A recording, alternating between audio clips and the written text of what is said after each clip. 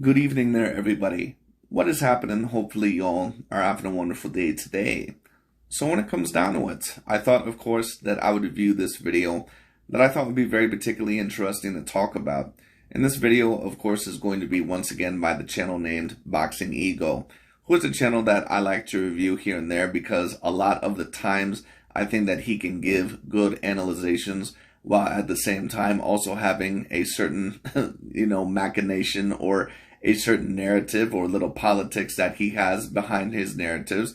But all in all, a lot of the times Ego will bring up good points to why he believes what he believes.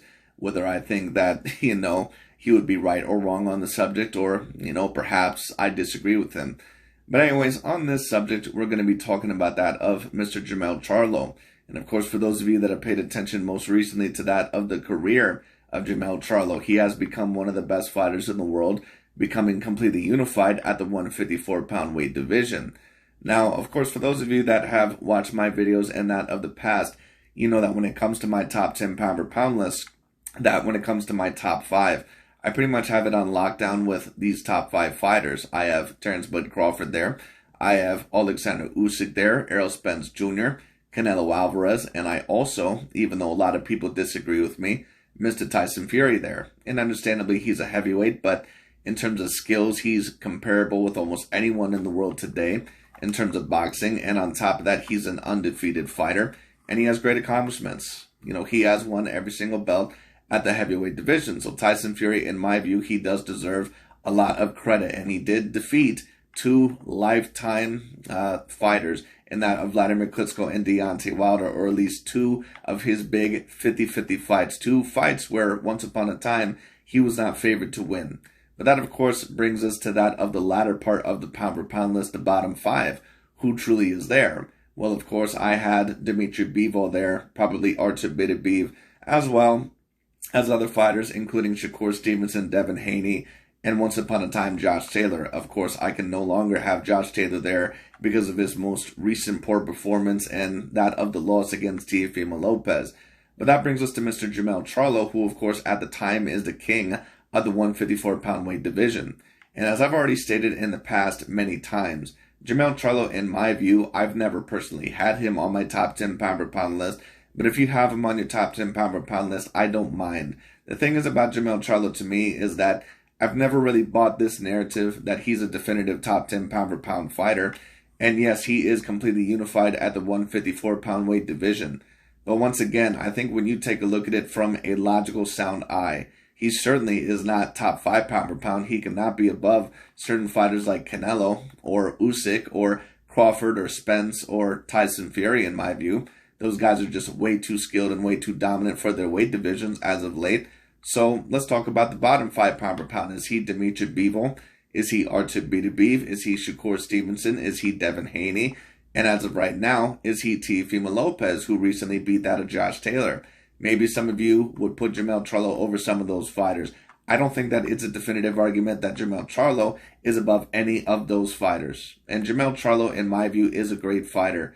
But he does have a loss on his record, should really have 2 losses on his record, in my view, because of the draw that he got against Brian Gassano that I thought that he clearly lost. But the thing is about Jermell Charlo to me is that, even though he's done very well at the 154-pound weight division, I've never truly thought that the 154-pound weight division was that of a deep weight division. Although, of course, many of the LDBC and new media fans, they would disagree. So anyways, let's talk about it, because one of the ESPN analyzers, I believe, or one of the ESPN announcers, they claim the same thing that I've been claiming for a very long time, which is that 154 pounds is not that deep of a weight division. And I completely agree. Let's see what Mr. Ego has to say. Let's get straight into it. And I don't think it's not 160, right? It's not 147. 154 isn't that deep. But when it did get tougher, I don't want to say he struggled, but he was equal to those guys. Yeah. He has a draw. He has the 2 Harrison fights, one being a loss, come back avenging it. Right. And I'm not a proponent of wins or losses matter that much in boxing. Sure. Because I love that, rematches and everything. But when we're talking pound for pound, there's people who don't struggle. I agree. And the thing is that when you talk about the pound for pound list, or ranking another fighter over another, you have to count wins and losses, period. And there's a multitude of other fighters out there that are undefeated right now, or way more dominant than Jermell Charlo is. Really, the only argument that Jermell Charlo has, in my view, of being a pound-for-pound fighter is really being undisputed, because he does not have the resume, in my view.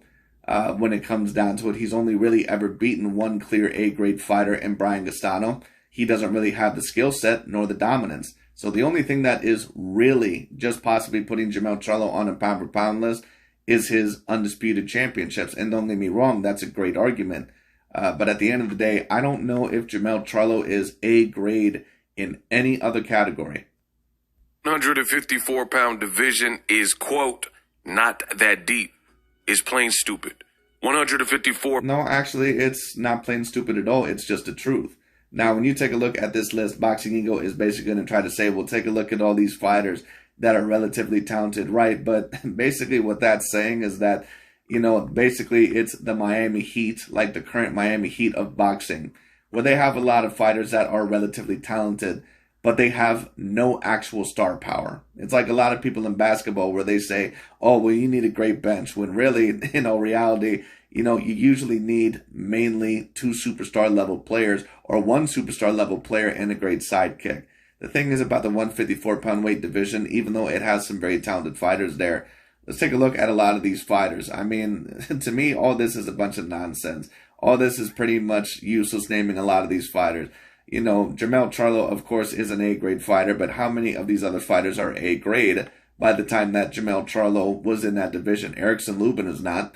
Jarrett Hurd was not by the time he got defeated by that of J. Rock Williams. Danny Garcia, of course, a very good fighter, but he's pretty much at the tail end of his career. Lara is at the tail end of his career, and he's not even there anymore. Tony Harrison was never an A-grade fighter. Sebastian Fundora recently got knocked out by a guy who already had 2 losses on his record. And the rest of these guys, they're pretty much not A-grade fighters either any longer or never really were. You know, he also brings up Josh Kelly. Josh Kelly is a guy that I believe was exposed pretty much as a British hype job. So once again, please, if this, I'll just say this. If Canelo Alvarez were competing in this weight division, none of these LDBC and new media channels, none of them would be talking about Canelo being, you know, in this super strong weight division. None of them would be talking about it.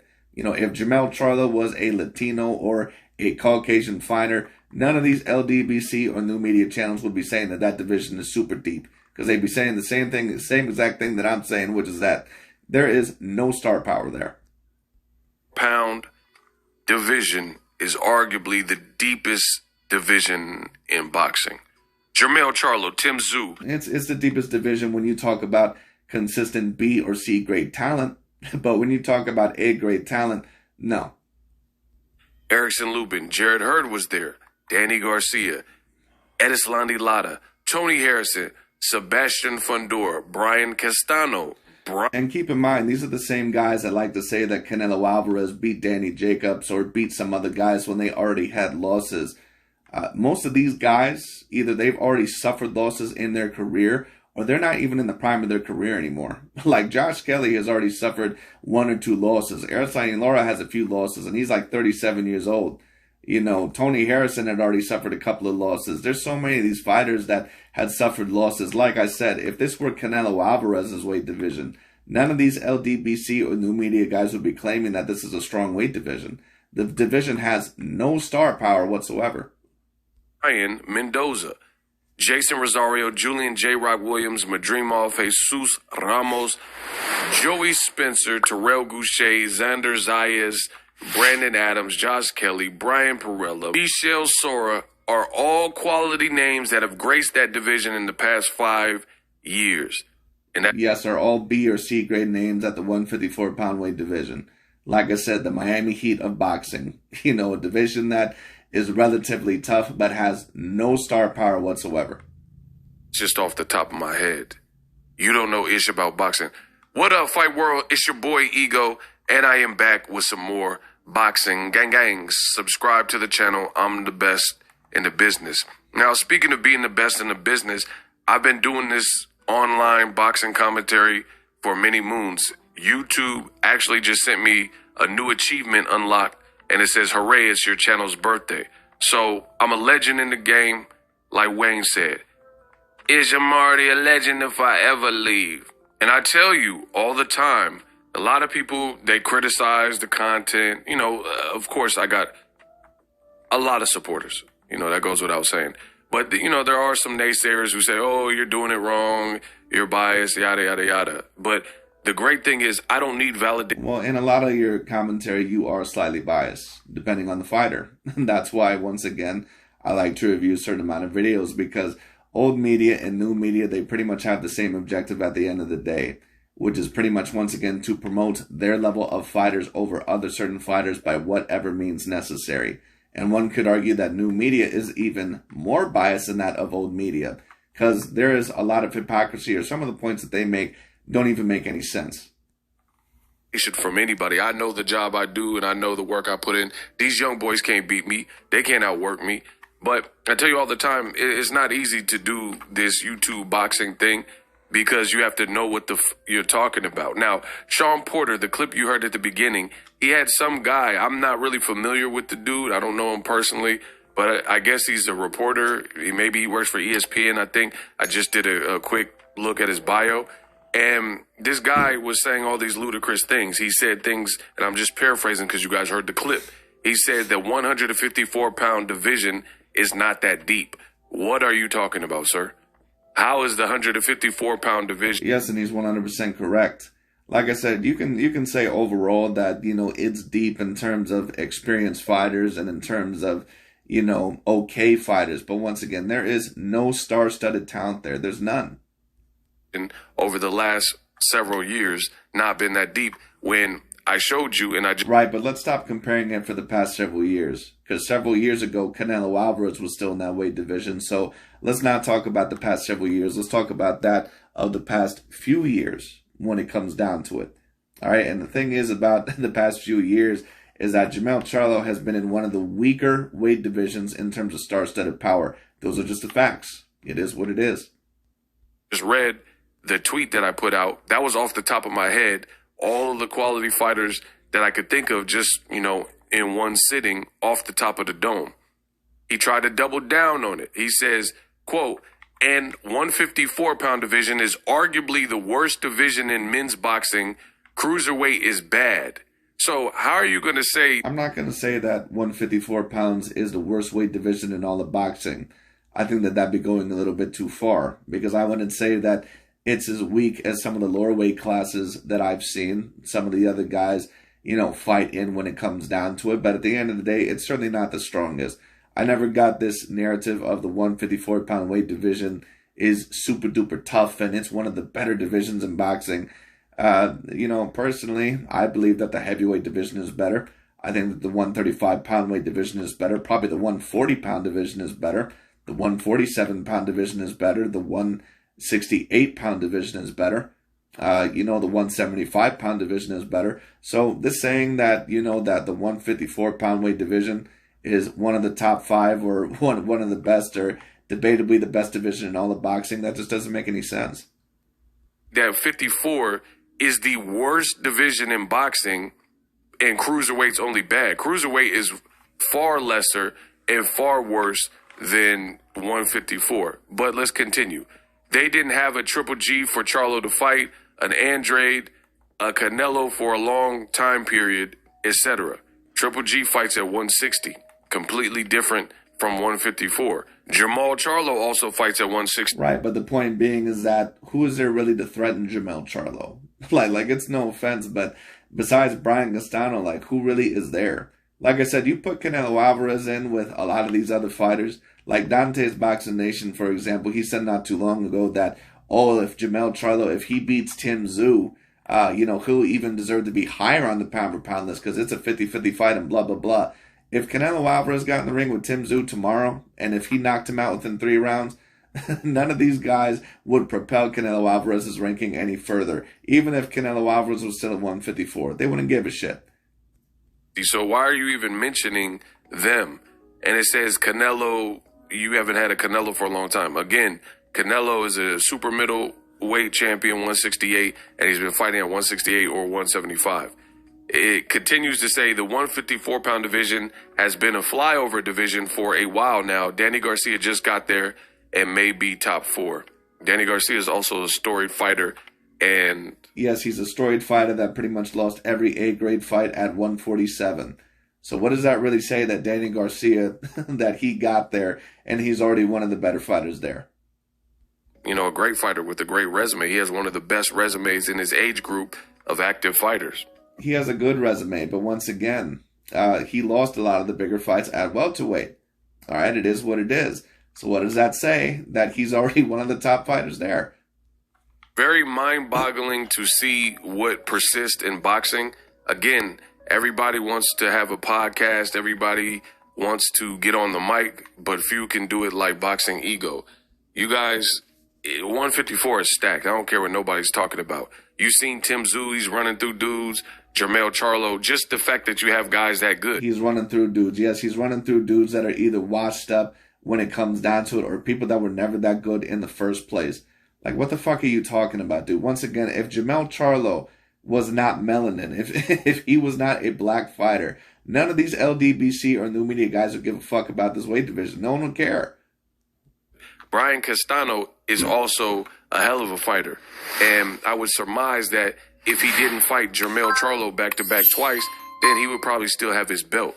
But he just ran into somebody who wanted it more and was a great champion, is a great champion, and that's undisputed Jermell Charlo. But for anybody in boxing who claims to know boxing and is suggesting that 154 is a layover weak division, I would have to say you don't know ish about boxing.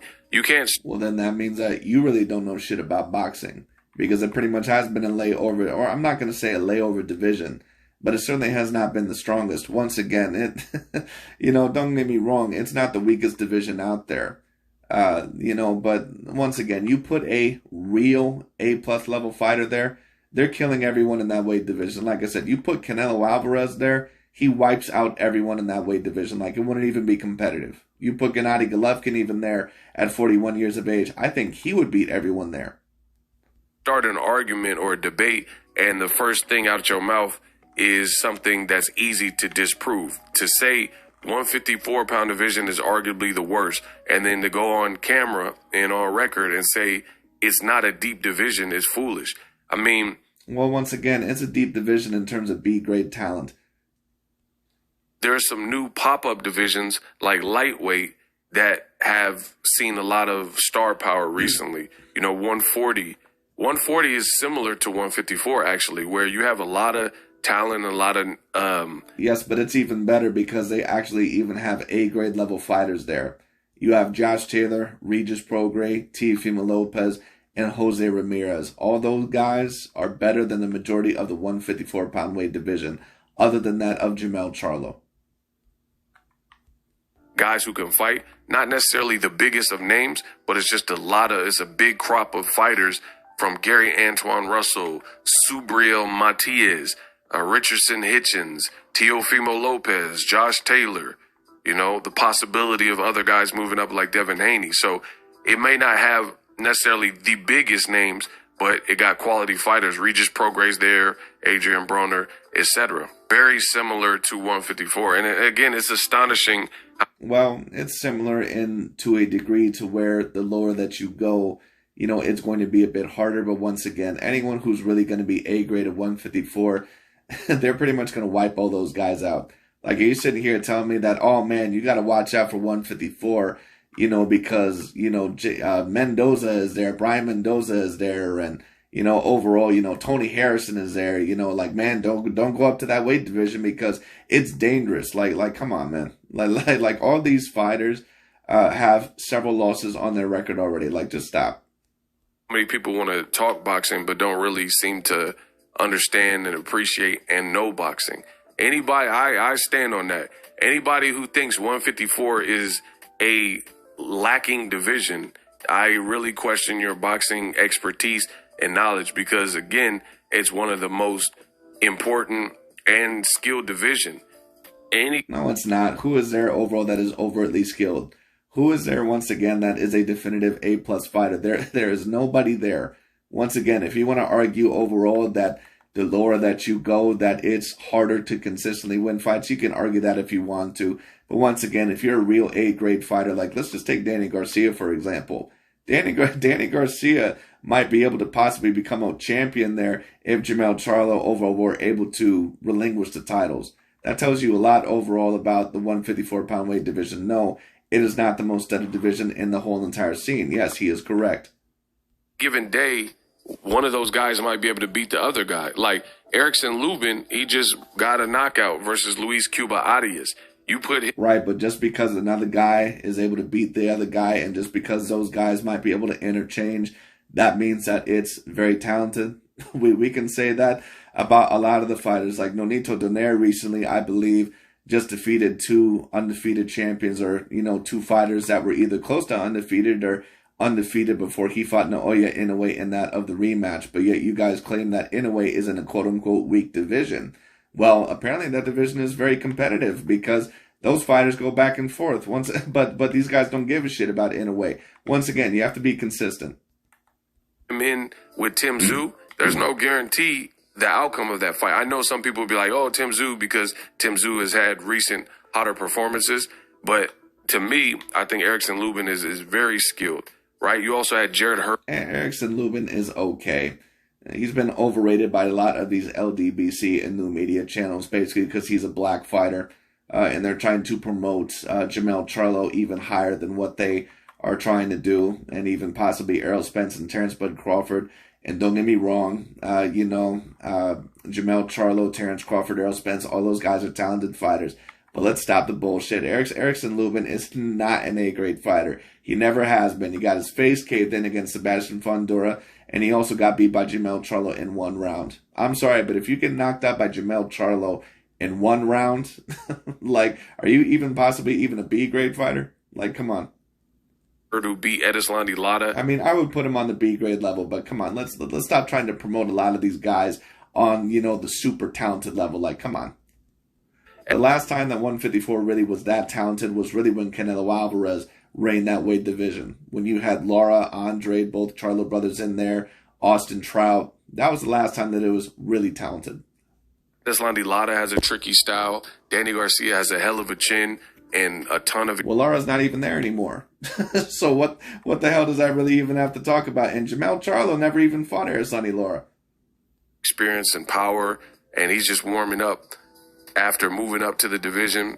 I mean, it just sounds utterly ridiculous for anybody who believes that 54 ain't a top division.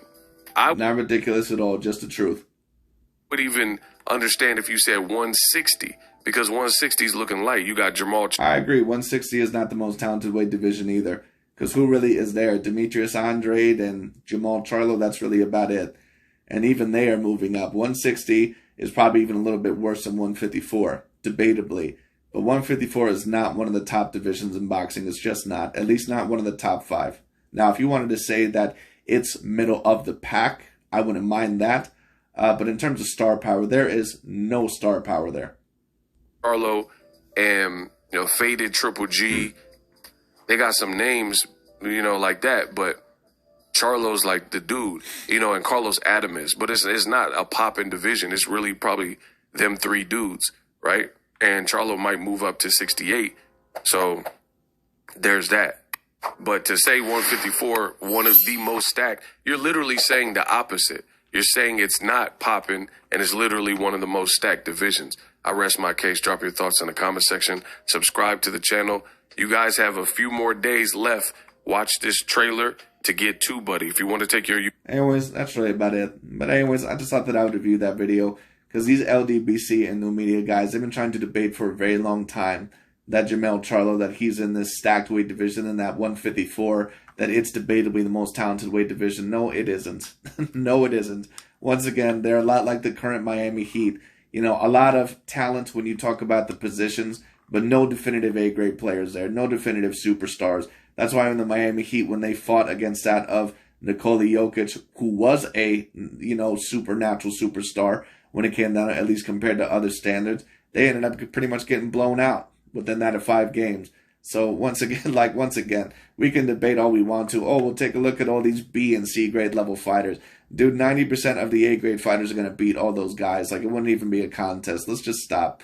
You know, it is what it is. But anyways, that's pretty much about it for today. I just thought that I would review that. Thought it'd be very interesting. Let me know what y'all thought, and I'll talk to y'all later.